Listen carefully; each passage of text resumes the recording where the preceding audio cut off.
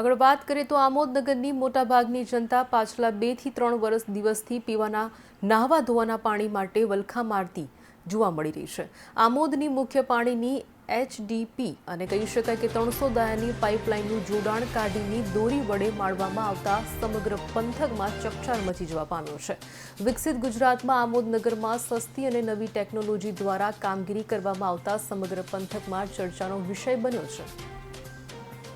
છેલ્લા 3 દિવસથી આમોદ શહેરના 80% વિસ્તારોની અંદર પાણી ના મળતા લોકોને બહુ ભારે હાલાકી વેઠવી પડેલી છે।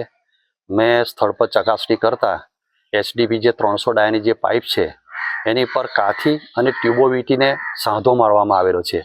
8 લાખ લીટરની ક્ષમતાવાળી ટાંકીનું જ્યારે પ્રેશર આવતું હોય તો આ કામ ના ચાલી શકે।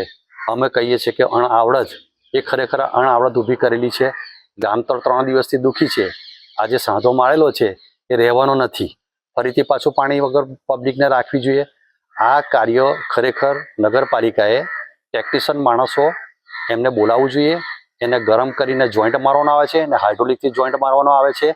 આ ખોદાણ ઘરે ઘરે કરવું ના જોઈએ, એક જ વખત નક્કર કામ કરવું જોઈએ જેથી લોકોને પબ્લિકને હાલાકી ના વેઠવી પડે। શું આ ઓછા ખર્ચે નવી ટેકનોલોજી નગરપાલિકાએ અપનાવી હોય તેવું લાગી રહ્યું છે? આ ટેકનોલોજી ના કહેવાય, આ અભણતાનું કારણ કહેવાય, ટેકનિશિયન વગરનું કામ કહેવાય। આવા હાંધા તો અમે ખેતરોમાં પાણી વારીએ તો બી નથી મારતા, તો 300 ડાયાની પાઇપ આવી છે, કેવી રીતે રહેવાની છે?